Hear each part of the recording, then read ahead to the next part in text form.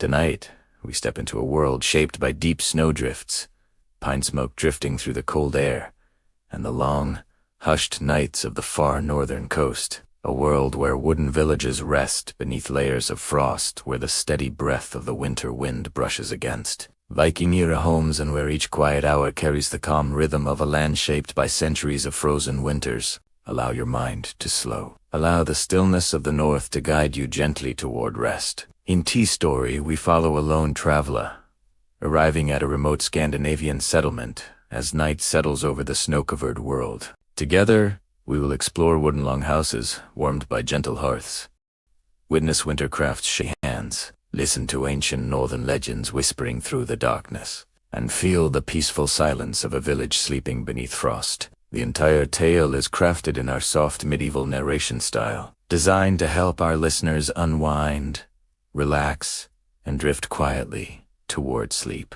If this is your first visit to Go to Sleep Historian, please consider subscribing to support the channel and enjoy more peaceful historical sleep stories like this one. And to our regular viewers and listeners, thank you for returning once again. Your presence and support allow these calm journeys into the past to continue. When you're ready, let us begin tonight's gentle winter tale. When the spoken history comes to a gentle close, soft, relaxing music will begin to play quietly in the background. Its calm, steady tones are designed to help your mind drift even deeper into rest, guiding you peacefully into sleep as the story fades away. The frozen evening had already laid its pale blue veil across the northern horizon when the lone traveler approached the outskirts of the Scandinavian village. Snow stretched in every direction, unbroken except for the narrow path shaped by sled runners and the steady footsteps of those who ventured between settlements. The world was still, as if the land itself was waiting for night to settle fully upon it. Above the distant treetops, the last strands of daylight faded like old threads pulled loose from a winter cloak. Before the traveler rose, the wooden archway of the village gate, a simple construction of pine trunks, bound with frozen cords and dusted with snow so fine it seemed powdered from crushed moonlight. No god stood watch, for in these harsh months, no raider or wanderer dared roam without purpose. The villagers knew that the deep cold itself was a far greater sentinel than any human hand. A lantern flickered beneath the arch. Its iron frame, wrought by a blacksmith long accustomed to winter's demands, cast a warm amber glow upon the snow. The flame inside it danced slowly, as if lulled by the rhythm of the coastal winds that rolled steadily in from the distant fjord. The traveler paused at the gate, letting breath cloud the air in soft white bursts. The scent of pine smoke drifted from the village center, carried by wind currents that wound through the tightly clustered homes. It mingled with a faint, earthy smell of damp wood timber that had endured season after season of frost. Entering the village felt like stepping into a hidden world, preserved beneath layers of silence. Each longhouse stood with steep wooden walls and sloping roofs buried under snow thick enough to muffle every sound. Carved beams jutted from the rooftops, shaped into symbols of protection, curved runes, animal heads, and interwoven spirals, meant to keep wandering spirits at bay during the longest nights of the year. Between the houses ran narrow paths, cleared by hand, their borders marked by piles of snow that rose almost to the traveler's chest. Along these paths, lanterns hung from wooden posts, their flames trembling gently, but holding firm against the cold. The light they cast stretched across the snow like golden threads woven into the fabric of the night. The traveler made slow progress, boots sinking deep into the frozen path with each step. A gust of wind swept through the village, brushing against the wooden walls and carrying with it the steady whisper of the nearby coast. It was a sound that belonged unmistakably to Scandinavian winters, neither violent nor soft, but constant, ancient, and patient. Ahead stood a small wooden bridge, crossing a stream now locked beneath thick ice. The planks creaked under the traveler's weight, though the sound was swallowed nearly at once by the snow-packed quiet. Beneath the icy surface, faint shadows shifted slow-moving water that would not fully freeze despite the cold, as if the stream insisted upon keeping one part of itself awake through the long season. Beyond the bridge, the village proper opened like a cluster of winter nests huddled together for warmth. Children's footprints dotted the snow around a gathering of carved wooden figures, small idols, and playthings left from a day of quiet amusement. Long drafts of cold vapor curled from the chimney holes of nearby homes, rising into the night where the first stars began to pierce the sky like silver pins, holding winter's vast tapestry in place. A woman clad in layers of wool and fur stepped outside one of the longhouses, carrying a woven basket. She looked up briefly at the traveler, not startled, but curious. In-season strangers were rare, yet the people of this region were accustomed to wandering souls seeking warmth, news, or rest. With a nod of polite acknowledgement, she returned indoors, drawing her heavy wooden door closed behind her. A soft orange glow seeped through the seams of the house, hinting at the crackling hearth within. The traveler continued toward the central hearth mound, a low stone structure where a communal fire burned throughout the winter months. As the figure approached, warmth radiated from the fire even across the open air. The flames rose in calm, steady motions, fed by thick logs of pine, their resin snapping quietly in the cold. Villagers had gathered earlier in the day to tend it, ensuring that the fire never dimmed enough to allow frost to claim its stones. Past the communal hearth stood the chieftain's longhouse, the largest structure in the settlement. Its carved doorposts depicted intertwined wolves and serpents, symbols of endurance through unforgiving seasons. Smoke drifted upward from the roof vents, dispersing into the night like slow-moving ghosts. The traveler paused again, listening to the village breathe fires, crackling softly behind wooden walls, wind brushing past beams and rafters, snow settling where it pleased. This night was colder than most. The air held a sharpness that bit gently at exposed skin, reminding all who ventured outside that winter in these northern lands was not merely a season but a presence, a force that shaped every action and decision. The traveler pulled a cloak tighter, feeling the frost gather at its edges like delicate lace. At the far end of the village, the coastline cold. The rhythmic push of the wind carried hints of salt and sea ice. Though hidden by darkness, the traveler sensed a fjord stretching into the distance, its waters shifting beneath plates of ice, the docks creaking as if speaking in the language of old wood and older winters. It was a sound both lonely and comforting, for it had echoed through this land for centuries. As the traveler turned back toward the heart of the village, doors opened briefly here and there, releasing small pockets of warmth and gentle voices before closing once more to guard the precious heat within. Winter nights demanded care, patience, and a quiet respect for the ever-deepening cold. The traveler finally approached a modest longhouse near the village center. The doorway was adorned with simple carvings, nothing grand, but steady and sure. Light spilled softly beneath the door, and faint sounds of movement suggested a family preparing their home for another long night. Before knocking, the traveler paused to take in the surroundings once more. The snow-packed roofs, the dusky sky, thick with stars, the lanterns swaying gently in the breeze, the slow and steady crackle of pine. Everything moved with a rhythm older than memory, a rhythm that did not rush, a rhythm that endured. With a final breath drawn deep from the cold air, the traveler reached for the carved wooden door, ready to step into warmth and story, into quiet companionship in the calm heartbeat of a frozen Scandinavian night. The traveler stepped through the carved wooden doorway and into the quiet heart of the Scandinavian village, where every structure, large or small, seemed shaped by winter's long companionship. Here, wood was not merely a material. It was a living memory of the forests that guarded the settlement, a sheltering presence that stood between cold winds and the fragile warmth of human life. The village's architecture revealed itself slowly, as though each longhouse wished to maintain a polite reserve even in its stillness. Their walls were built from timber pulled from the deep forests to the east, straight trunks of pine and spruce, split and smoothed by practiced hands. Each plank bore faint marks of carving knives and axes, a quiet reminder that these homes were shaped more by patience than speed. Over generations, villagers had learned precisely how much to notch each beam, so the wood would swell properly in the cold, sealing out the winter air. Roofs curved gently downward beneath their heavy blankets of snow. Many were layered with thick bundles of straw or turf-dense mats of earth and root that held heat like the hide of a bear. Frost clung to the edges of these roofs, forming pale crystalline borders that shimmered against the rising moonlight. The shapes were not uniform.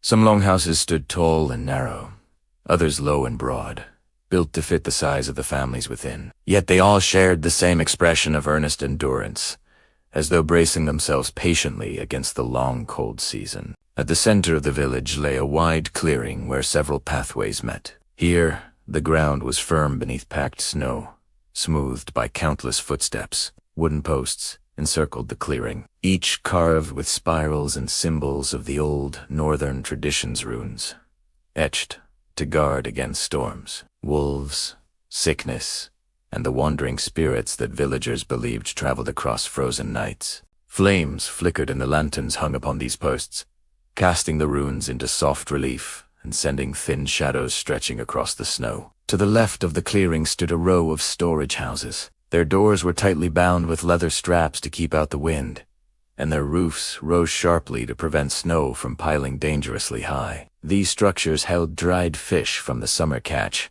bundles of herbs gathered during the warm months, and sacks of barley carefully protected from moisture. The traveler paused at one of the storerooms and listened.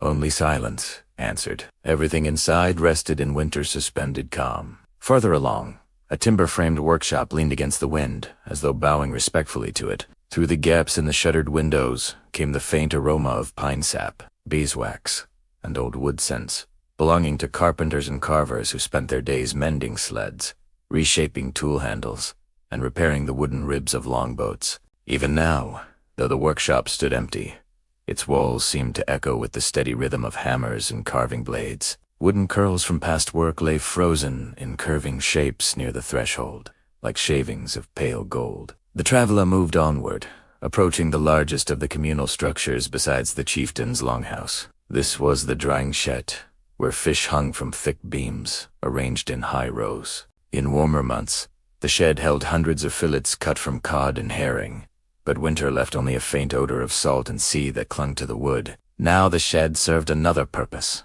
storing the long planks reserved for future ship repairs. Each plank was chosen and placed with care, for a well-made longboat required timber that had rested properly through at least one winter. The traveler ran a hand across one of the planks, feeling the cold smoothness and imagining the distant summers when the fjord would once again buzz with activity. Across the square stood the smaller homes of fishers and craftsmen. Their doorways were framed by simple wooden masks, shaped into solemn faces protective spirits.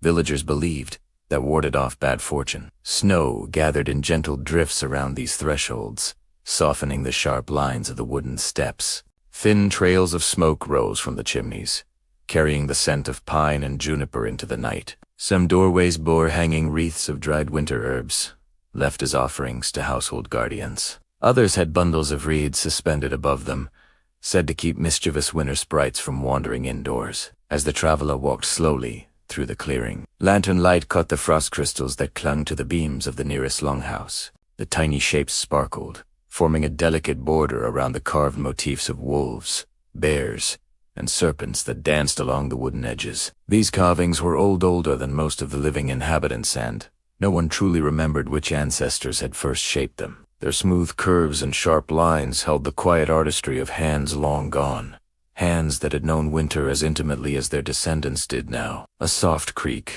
echoed nearby. The traveler turned to see a wooden shutter swing gently open on its iron hinge. A warm glow spilled into the cold air, followed by the slow silhouette of a villager adjusting the shutter before closing it once more. The brief light revealed the thickness of the longhouse.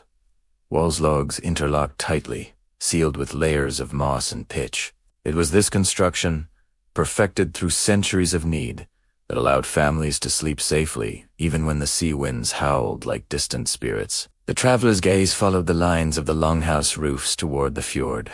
There, at the edge of the village, stood several raised wooden boathouses, each built on sturdy stilts. Their slanted roofs were angled sharply, allowing heavy snowfall to slide away rather than burden the structure. Though the boats inside remained anchored in frozen silence, the boathouses themselves seemed to lean slightly toward the distant sea, as if longing for the thaw that would once again set their timbers afloat. Walking slowly, the traveler reached out to touch one of the supporting beams. The wood was cold yet firm beneath a thin film of frost. It had endured more winters than any person alive, and would likely endure many more. Carved into its surface were marked short, vertical lines grouped in patterns that recorded how many times the boathouse had been repaired. Each set of marks represented a storm survived, a winter endured, a generation's touch. A pair of ravens perched atop a nearby roof, their black feathers gleaming faintly under the lantern light. They watched the traveler with quiet interest, their heads tilting subtly as though recognizing another soul wandering through the winter night. Ravens were creatures of omen in these lands, but tonight they made no sound. They simply observed, guardians as old as the forests themselves. The wind shifted once more, curling around the wooden structures and brushing loose snow from the roof edges. The sound was soft, like the sigh of an ancient tree. It wrapped around the traveler, carrying with it the whispers of the architecture that stood as the village's wooden heart. Every beam, every carved post, every carefully shaped board seemed to speak in the same steady language. We endure, we shelter, we remember. The traveler paused in the center of the clearing, taking in the full quiet of the scene. The homes, the storerooms, the workshops, the boathouses were bound not only by timber, but by the shared breath of generations that had shaped this place with their hands, stories, and hopes. Wooden walls rose steadfast against the night. Lanterns glowed softly through frosted windows, and the deep calm of winter settled like a thick cloak over the roofs. Here, in this frozen Scandinavian village, the architecture breathed with the patient rhythm of the season, and as the traveler moved deeper into the settlement, the wooden heart of the village beat on slow, enduring and full of quiet warmth. Under the thick, unbroken blanket of snow, the villagers moved with calm purpose, shaping each day around the tasks that cold weather demanded and the quiet patience it required. The traveler, walking slowly along the narrow snow-packed paths, observed the steady work that made winter survivable in this remote Scandinavian world. At dawnif, the pale glow that passed for dawn could truly be called that villagers rose with the same deliberate care as the fires they tended. Longhouse doors opened briefly to let in the crisp air, but were closed again quickly to keep the precious warmth within. Smoke drifted from every chimney, a soft gray that dissolved into the white sky, carrying with it scents of pine resin, dried fish, and smoldering juniper branches. The traveler's steps led toward the animal shelters first. These low buildings, constructed of thick logs and insulated with dense straw, stood close to the longhouses so families could reach them even during blinding storms. Inside, goats shuffled quietly, their breath rising in small clouds. Cows, with heavy winter coats, stood in patient rows, eyes half chewing calmly as if the frozen world outside had no concern for them at all. Children came to these shelters each morning, their wool mittens stiffed with frost, to brush snow from the animals' backs and refill their troughs with the winter fodder stored during summer as brief warmth. One boy pulled a wooden rake along the floor, scraping away frost that had gathered overnight. Another carried buckets of grain, each step careful on the icy ground. Their work was slow, unhurried, accompanied by the soft sounds of animals shifting and the steady creak of wooden beams above. A woman nearby hummed an old winter tune as she checked the goats' hooves, her breath moving like steam around her face. These were not chores done out of haste or obligation. They were the gentle rituals that kept the heart of the village beating through the coldest months. Beyond the animal shelters, the traveler approached a long shed lined with drying racks. Here, fishers prepared the winter's catch long before the first frost hardened the fjord. Even now, inside the shed, older men sorted through the bundles of dried cod, checking for any signs of moisture. The thin crackle of dried skin and bone filled the air as they handled the fish with the same care one might give to delicate scrolls. The smell was sharp but familiar, a reminder of the sea's ever-present role in their lives. One of the men paused to run his fingers along a rack that held only a few pieces left from the previous season. His expression carried neither urgency nor worry, only acknowledgement that winter supplies must always be measured with respect. Nothing was wasted, for nothing could be. The traveler felt the truth of it in the silence between the men's movements,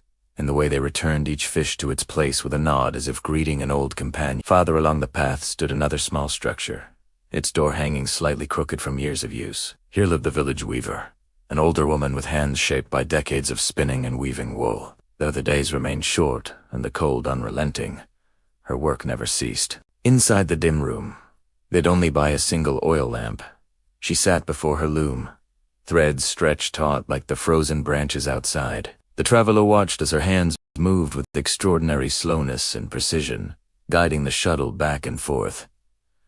back and forth. The sound of the loom was soft, almost too soft to hear but steady, rhythmic, like a heartbeat under layers of wool and time. Wool dyed in muted winter. Colors rust red, deep pine green, soft gray hung from wooden pegs around the room. These threads would become mittens, shawls, cloaks, and blankets, each one crafted to hold warmth against the season's chill. The weaver lifted her eyes briefly, offering a quiet nod to the traveler before returning to her patient motion, letting the fabric grow row by row under her touch. The traveler stepped outside again and felt the cold settle deeper. Snow fell lightly now, drifting in slow spirals from a sky so pale it nearly blended with the ground. Across the path, the carpenters had gathered near the workshop, their tools resting on a sturdy wooden table. Winter did not halt their work. Instead, it shifted their focus. Longboats slept under snow along the shore, but tools, household items, and wooden fixtures still needed tending. One carpenter sat on a low stool, carving a fresh handle for a broken. Each cut of his blade was slow and smooth. Every shaving fell in a quiet curl, joining the small pile at his feet like pale ribbons of the forest. Another man sharpened the edges of a sled runner, using a whetstone in steady, circular motions. They spoke little, their words reserved for important matters. But the silence between them was companionable, shaped by years of shared work. The traveler passed them and followed a faint trail to a sheltered alcove near the cliffside. Here, the fishers mended their nets by firelight, the nets woven from tough, thin fibers gathered and twisted during warmer months were spread out like delicate lace across wooden frames. A few fishers sat with bone needles in hand, threading new strands into torn sections. Their movements were slow, guided more by memory than by sight, for the fading light was barely enough to illuminate the work. The fire beside them crackled softly, sending sparks upward like tiny stars escaping into the wind. The fishers worked without hurry. They knew winter was long, and the sea gave no promises. Nets must be strong when the thaw finally came, when boats would once again nudge into the fjord's waters. The traveler stood quietly, listening to the pop of burning pine and the whisper of wind pushing across the snowy ground. Not far from the netsmith's alcove, younger villagers gathered around a pile of birch logs, splitting them for kindling. The sharp cracks of splitting wood echoed through the still air, each echo softened by snowdrifts. Birch bark peeled away in thin silver strips, carried off by the wind. One young man tested the weight of each log before stacking it neatly beside a longhouse wall, where the family would retrieve it for their hearth in the coldest hours of night. As evening deepened, the village seemed to slow even further, though its quiet labor continued. The traveler noticed an older couple near their longhouse, repairing a winter sled. They knelt in the snow, fitting new leather bindings to the frame, speaking in low voices that blended with the wind. Their hands moved without hesitation. They had done this many winters before. The sled would carry firewood from the forest, herbs from the hills, and in the harshest storms, perhaps even a child or elder needing shelter. Through all of this, the village remained calm. Winter did not bring frenzy or fear, only stillness, preparation, and steady endurance. The traveler saw no frantic movement, no raised voices, no hurried steps. Every task was performed with a patient respect for the season, an understanding that winter promised nothing yet gave its own quiet rewards. Clarity, reflection, time. As the final light of day faded into deep blue, villagers began to return to their warm longhouses. Tools were stored, doors were secured, fires were fed fresh wood to burn through the long night. The traveler watched as lanterns glowed behind shuttered windows, turning the snow-covered village into a peaceful constellation of amber lights. And in that glow, every life, every animal, every craft, every humble task wove together the quiet fabric of winter livelihood, steady and enduring beneath the frozen Scandinavian sky. The traveler stepped toward one of the longhouses where a faint, warm glow seeped through its carved wooden shutters. Snow lay deep against the base of the walls, rising nearly as high as the lower beams. But the structure stood strong, its broad frame shaped to bear winter's heavy hand. Pushing gently against the solid wooden door, the traveler felt a rush of warmth meet the cold air as the entrance opened. Inside, the world changed completely. The familiar bite of frost faded into a deep, comforting heat that wrapped itself around the traveler like a heavy wool cloak. The central hearth glowed bright with orient embers, lined by smooth stones blackened from countless seasons of fire. Above the flames hung an iron pot suspended from a thick, sooty chain. Steam drifted from its rim, carrying the scent of barley, herbs, and root vegetables, filling the room with a quiet promise of nourishment. The longhouse breathed like a living creature, warm, sheltering, and filled with soft motion. Shadows from the fire flickered across the carved beams overhead, making the wooden animals and spiraling runes seem to shift and watch from their places. The traveler paused, letting eyes adjust, taking in every detail of this winter sanctuary. Straw mats covered the packed earth floor, softened with woven rugs, dyed in subtle shades of rusty red, pale honey, and deep ocean blue. These were not decorations but necessities, offering warmth beneath bare feet. Along the walls stood wooden chests and low shelves holding precious winter supplies, bundles of dried herbs, wax candles, wooden bowls, and carefully folded garments. Every object had its place and its purpose, for nothing in this season could be taken for granted. A family moved quietly around the hearth, their voices soft, as though the fire encouraged gentleness. The mother stirred the pot with slow, circular motions, her wool sleeves rolled carefully away from the rising steam. Her long braids were bound with strips of cloth, and her eyes reflected the flames as she tasted the broth and adjusted the herbs. Behind her, an older woman perhaps. Her mother sat weaving strips of wool, together with nimble fingers, shaping them into a warm, thick cloth for the cold nights ahead. A child sat on a low stool near the fire, carving a small wooden animal with a bone-handled knife. Each stroke was cautious and patient, as though the child understood that even play in winter carried the seriousness of craft. Shavings fell onto the rug in gentle curls. The child glanced at the traveler, then at the figurine, as if silently offering the warmth of companionship without a word. At the far end of the longhouse, several low beds lined the wall, nothing more than wooden frames filled with soft straw and covered with layers of furs. Reindeer, hide sheep, fleece, and woven wool blankets lay piled in thick layers, ready to guard against the coldest hours of night. Above the beds hung simple decorations, small carved charms meant to bring protection, dried sprigs of winter herbs, and woven talismans passed through the family for generations. The traveler moved closer to the hearth, where the fire crackled with a calm, steady rhythm. A wooden bench sat nearby, worn smooth by years of use, and the traveler lowered onto it, feeling the deep warmth soak into cold limbs. The firelight painted the room in soft amber, making every object glow as though filled with its own quiet spirit. The scent of pine resin from the burning logs mingled with the aroma of the simmering stew, creating an atmosphere that eased both breath and thought. Near the hearth, a small table held a collection of everyday tools: bone needles, spools of wool thread, wooden spoons, and a small hand-carved spindle. These items spoke of winter's gentle demands tasks, of mending, crafting, and preparing. The traveler sensed that this season, though harsh outside, transformed indoor life into something calm, deeply rooted and purposeful. The father of the family sat close to one wall, repairing a leather boot. With slow, deliberate movements, he threaded a strip of sinew through the tough hide, sealing the seam that had worn thin. Beside him rested other winter gear, thick cloaks, worn gloves, and a fur-lined hood, all receiving careful attention. He glanced toward the traveler only once, offering the quiet nod of welcome common in winter months.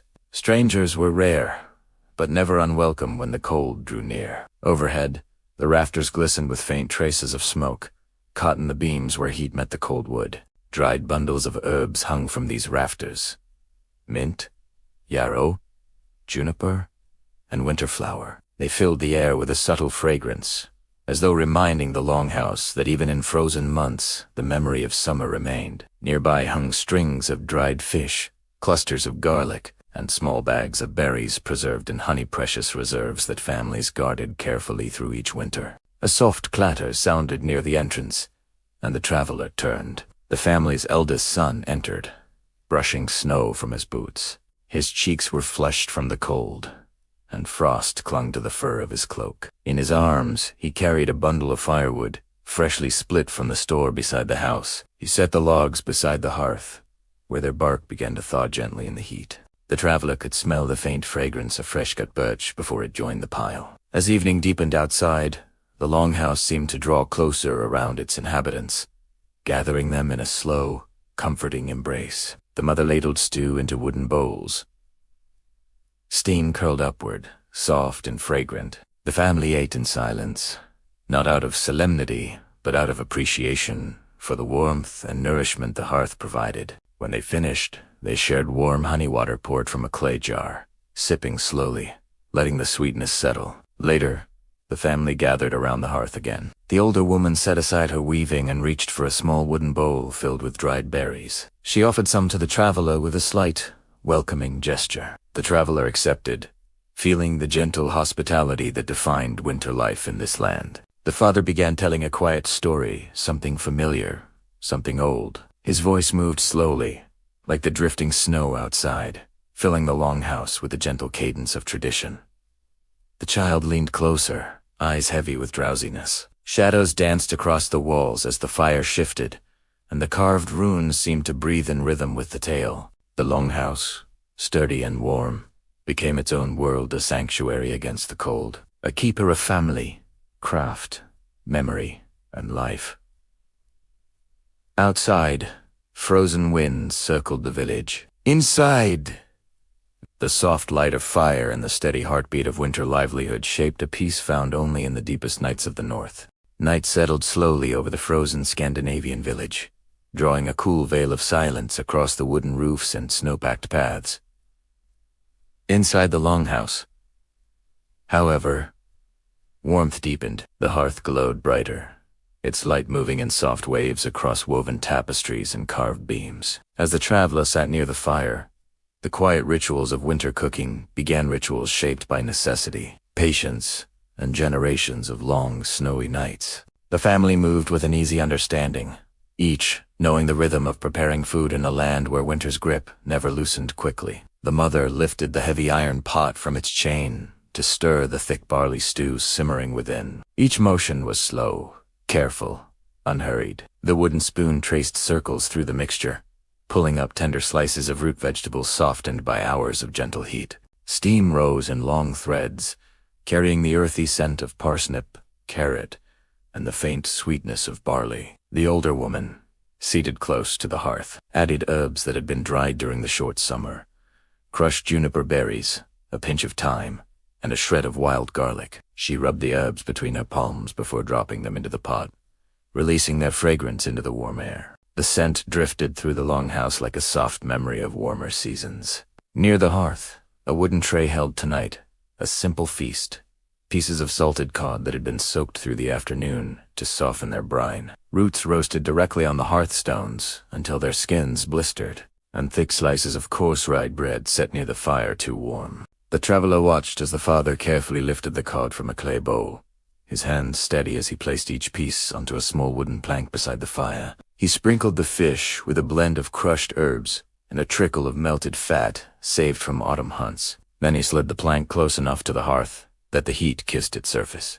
The cod did not sizzle loudly, it cooked quietly, steadily, absorbing warmth in a soft whisper. A faint aroma of the sea drifted into the room, mingling with the earthy fragrance of roasted roots and the rich steam from the stew. The child, sitting cross-legged near the fire, turned one of the root vegetables with a pair of wooden tongs. The vegetable's skin had blackened slightly, but the family knew this was the mark of proper roasting. Beneath the char, the flesh would be warm, soft, and sweet. The child looked to the mother, who nodded with approval before returning to her stirring. In the back of the longhouse, a clay jar was From within came the soft scent of honeyed drinka, simple mixture of warm water and fermented honey, left to rest for several weeks. The older woman poured some into a carved wooden cup, its rim adorned with tiny runic symbols, meant to bring health through the coldest nights. She held the cup near the fire, warming it gently before passing it to the family members one by one. The traveler received a cup as well. The drink was warm on the tongue,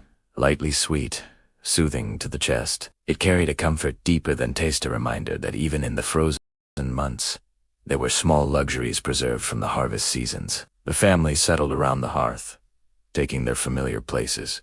The wooden bowls were set on low stools. The mother ladled thick scoops of barley stew into each bowl. The stew was rich with vegetables, bits of cod softened from simmering, and small flecks of herbs. When the traveler took a spoonful, the warmth spread slowly, sinking deep into weary limbs cold from the long journey. Beside each bowl, the father placed a portion of roasted roots, their soft centers steaming as the skins split under the gentle pressure of a wooden knife. The rye bread, dense, coarse, and deeply flavored, was passed around next. The mother cut thick slices and set them near the hearth once more so they remained warm.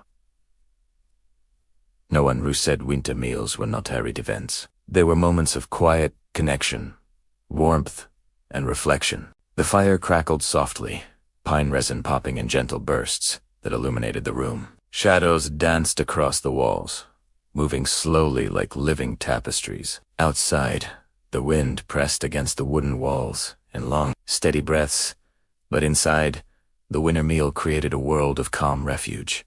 As the family ate, the father shared a low, quiet story of past winter's hell.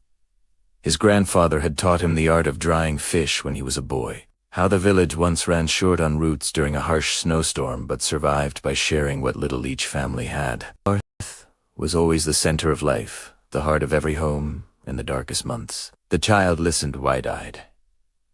Barley stew, cooling slowly in the bowl. The traveler noticed how the child's fingers held the wooden spoon with a mixture of care and eagerness, learning not just how to eat the food, but how to appreciate the time and labor woven into each bite. When the stew had been eaten and the roasted roots savored until only their skins remained, the older woman brought out a small treat. Berries preserved in thick honey. They were rare in winter, treasured like jewels. She offered one to each person, and though they were sweet, their sweetness did not startle. The senses it soothed them, lingering softly like the memory of summer sunlight. After the meal, the family cleaned their bowls with slow, practiced motions.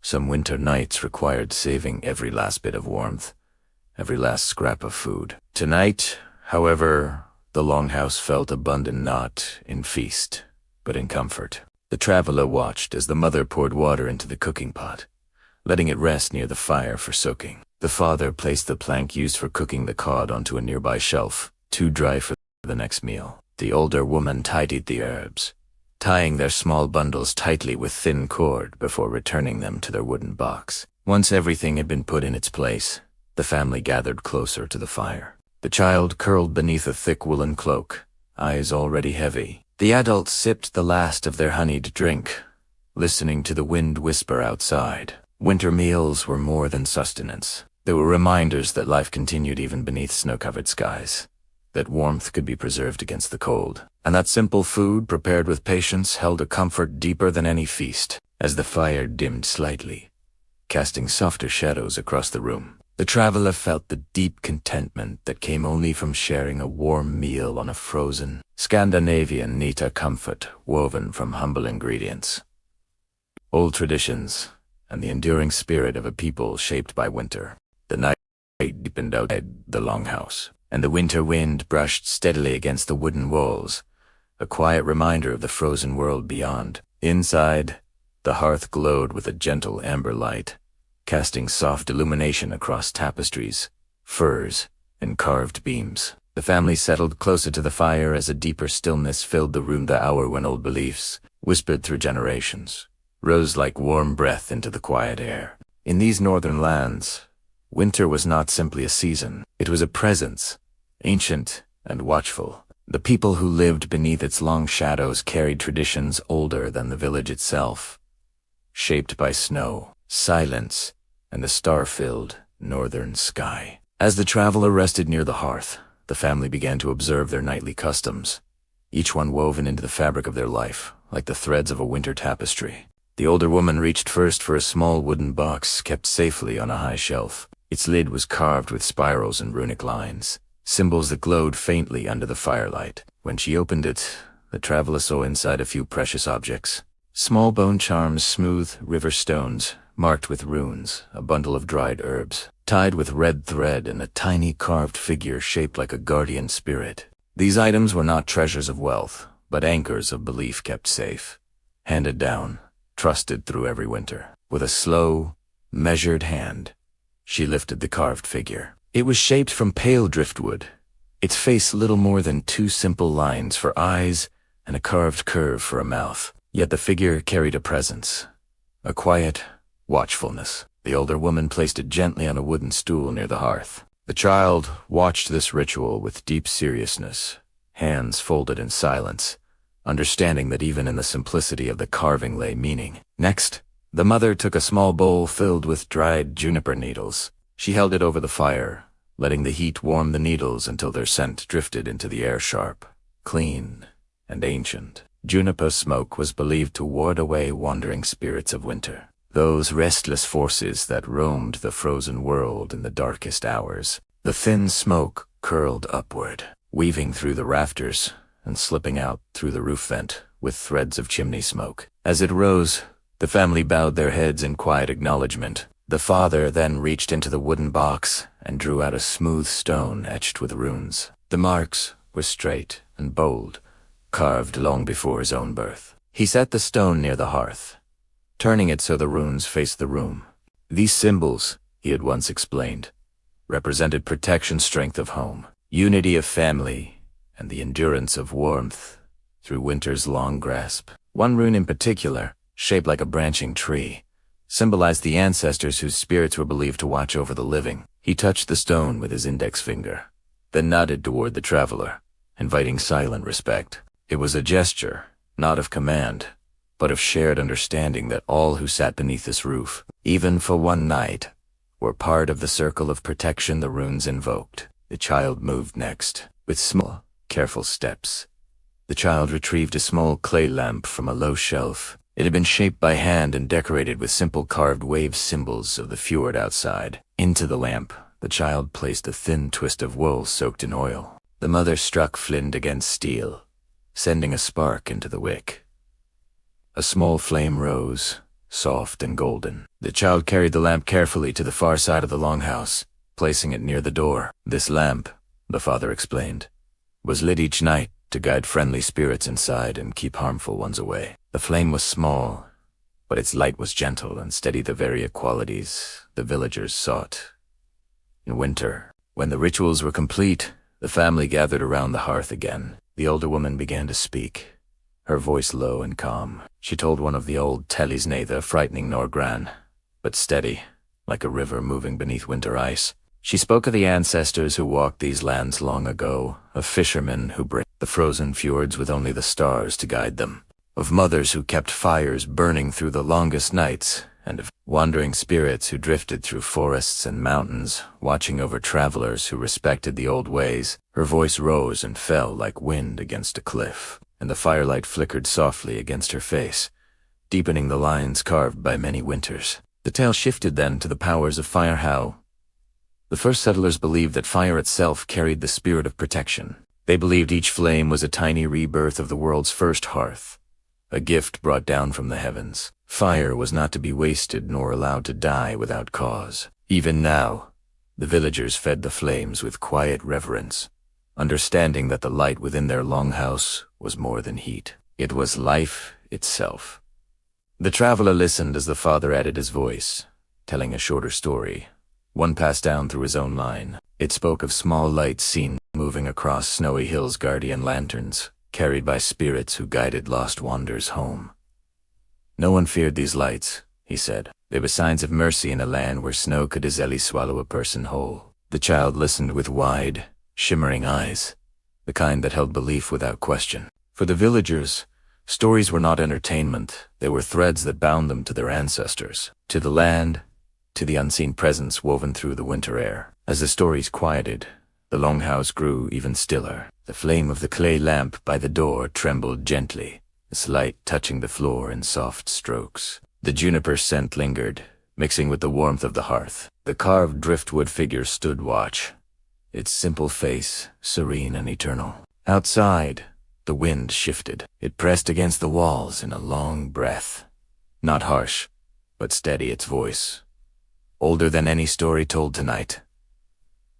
The villagers paused, listening. To them, the wind was not just air. It was a messenger carrying whispers from mountains, forests, and seas. They listened not with fear, but with the quiet respect of those who understood that all forces of nature seen and unseen moved through the world with purpose. The traveler felt the presence of these beliefs settle gently around the room.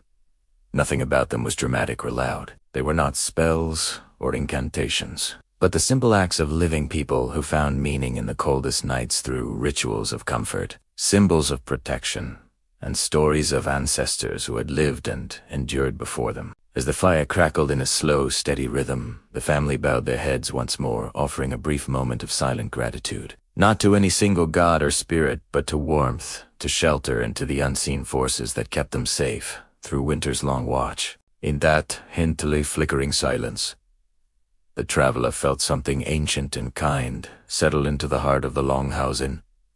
Enduring belief that the night and all its mysteries could be faced not with fear, but with calm, tradition, and the quiet strength of a people shaped by the frozen north. Winter in the northern village moved with a rhythm all its own, slow, deliberate, shaped by the steady whisper of wind against wooden walls and the soft crackle of pine in every hearth. But inside the longhouses, where warmth held firm against frost, another rhythm took shape each evening.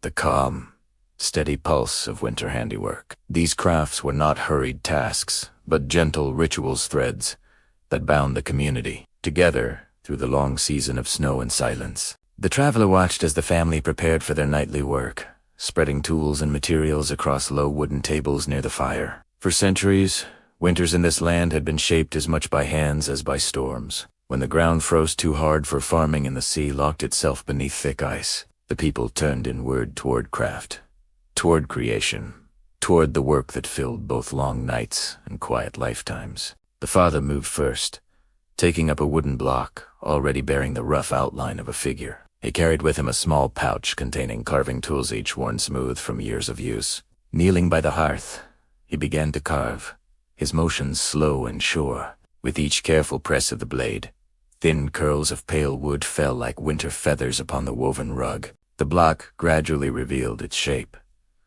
A small, toy horse, simple yet strong, its head slightly bowed as though standing against the northern wind. Carving toys for children was a cherished winter craft, one passed from parent to child across generations. The father shaved the horse's mane with delicate strokes, pausing every so often to brush away shavings and study the grain of the wood. There was no rush, no race to finish. The horse would emerge in its own time, guided by patient hands and the soft glow of the fire. Not far from him, the mother prepared her knitting. She wound thick wool around her fingers.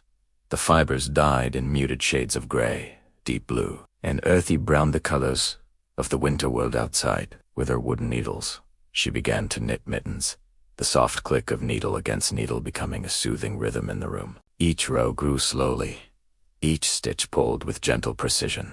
The traveler noticed the intricate pattern forming on the wool. These designs were not random, they were symbols of protection against the cold. Motifs inspired by the mountains, the sea, and the ancestral stories whispered through countless winters. A line of interlocking diamonds represented unity and hardship. A row of short, slanted stitches symbolized the falling snow. Every pattern held meaning, woven into each garment with deliberate care. Beside the mother, the older woman worked on a piece of bone long, narrow, polished smooth. With a small knife, she shaped it into a sewing needle, sharpening its point and drilling a tiny hole with a heated awl. Bone tools were essential to winter life. In a season when metal was scarce and precious, bone provided strength and durability. The older woman's hands moved with the confidence of age, guided not by sight alone but by memory carved deep into muscle and bone from decades of practice. Her work was so quiet that the traveler could almost imagine hearing the faint scratch of blade on bone beneath the soft crackle of pine logs. When she finished shaping the needle, she held it up toward the firelight.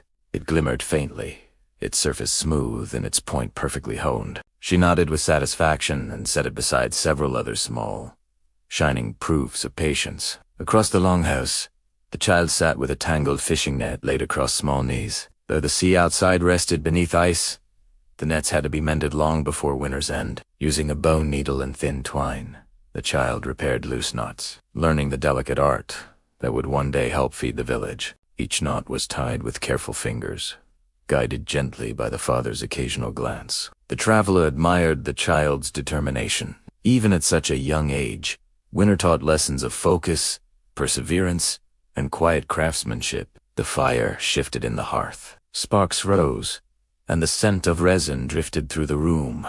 Earthy, grounding, the continued and steady harmony. From the corner, another sound emerged. The soft rasp of a sharpening stone. The father, taking a brief pause from carving, prepared another small knife, used for shaping small wooden beads and ornaments. He moved the blade along the stone with smooth, even strokes. The sharpening itself was a craft, requiring patience, attention, and a steady hand. Tools, after all, were as important as the crafts they shaped. On the far wall, hanging from wooden pegs, were other handmade winter creations: woven baskets, carved bowls, wooden ladles, and small bone hooks. These were not luxuries. They were the fruits of the long season, made during nights when outside work was impossible. The villagers used winter not only to endure but to restore, mend, and prepare for the demanding seasons ahead. The traveler noticed a wooden frame leaning near the hearth. On it hung freshly spun wool, twisted in thick strands. The mother paused her knitting long enough to check the wool's tension, her fingers running along the fibers with gentle familiarity. Spinning and weaving, like carving and knitting, were winter anchors. Every longhouse contributed its own collection of garments, tools, and objects, each piece vital to survival. As the night grew deeper and the wind pressed harder against the roof, the family continued their work. There was a peaceful unity in the longhouse, a sense that everyone, even the traveler, belonged to the moment. No one spoke loudly. Conversation drifted in soft waves, shaped by the environment itself. Winter did not invite noise. It guided hands toward calm, rhythmic motion, shaping thoughts into quiet focus. The father's wooden horse was nearly complete now. He carved the legs with slow precision, ensuring the toy would stand firmly. When he blew gently across the wood, shavings scattered like snowflakes. The child paused long enough to watch, eyes sparkling with anticipation. The father smiled faintly, handing the unfinished horse to the child for inspection. The child examined it with care ease, tracing each line, fingers running over the carved mane. Approval came in the form of a shy smile before the child returned to the fishing net. Newly motivated, the mother completed another section of the mitten, folding it over to examine her progress. The wool was thick and warm, crafted to protect hands through bitter outdoor tasks. She placed the finished rows neatly on her lap, then resumed her next stitches with steady rhythm. The older woman, satisfied with the day's needle-making, began polishing a bone comb, its smooth spine shaped like a northern whale, its teeth carved with delicate precision.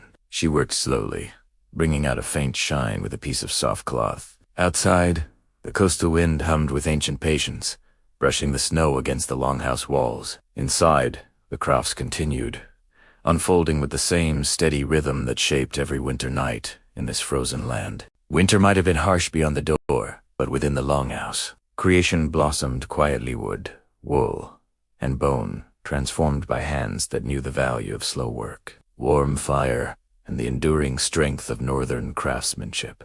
The night outside the village deepened into a vast blue stillness, and the traveler, wrapped in a thick fur cloak, stepped beyond the longhouse door to feel the frozen air of the northern coast. The shift from warm hearth to winter night was sudden and sharp, like walking from dream into ancient memory. Snow crunched softly beneath each step, and the cold wrapped itself around the traveler with familiar northern patience. The village lay quiet, its paths lined with soft lantern glow, but beyond the final wooden fence posts, past the last cluster of turf-roofed homes, the frozen coastline stretched wide beneath the pale sky, untamed immense, and bring the deep rhythm of winter. Here, the sea met the land not with waves of blue water, but with heavy plates of ice, layered like glass forged by the season itself. The traveler made their way toward the shore, boots sinking into snowdrifts, shaped by days of steady wind. The coastal air smelled of salt and cold iron, of seaweed held fast beneath frost,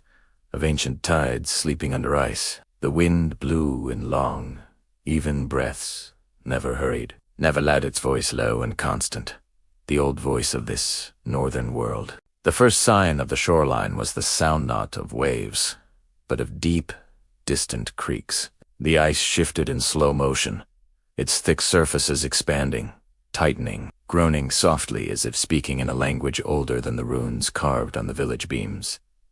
The traveler paused, listening. The sound was gentle yet powerful, a reminder that beneath that frozen skin lay the restless spirit of the sea. The wooden docks reached out from the shore like sleeping arms, covered in a thick layer of frost. Snow piled high on the planks, turning them into soft white pathways that led out toward the frozen water. Their timbers groaned as the wind brushed against them, making each dock sound like a memory whispering into the night. The traveler stepped carefully along one of the docks, where icicles hung from the edges like crystal, teeth-long, sharp, and glistening in the dim starlight. The wooden beams beneath vibrated faintly, alive with the subtle tremors of the ice-covered fjord. Even frozen, the sea moved, shifted, breathed. The villagers knew this well. They respected the stillness, but never trusted it fully. Beyond the docks, the sea stretched as far as the traveler could see, a vast white plain broken by jagged ridges where the ice had buckled. The wind swept across it in smooth waves, pushing fine curls of snow across the surface like drifting smoke. Each gust moved with purpose, shaping small ridges along the frozen expanse, erasing footprints, smoothing the world into silence.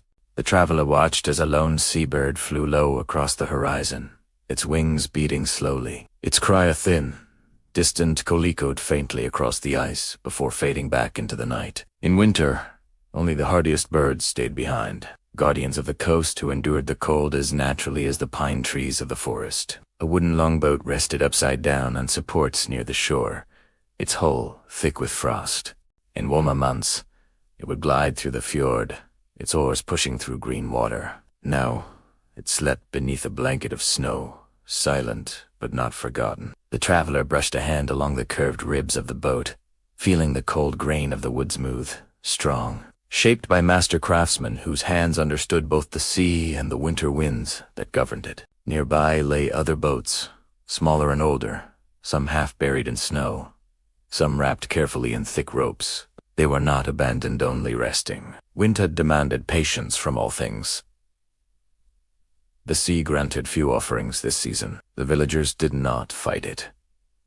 Instead, they listened to the ice, watched the sky, and waited for the thaw. From the coastline, the village looked like a cluster of glowing embers scattered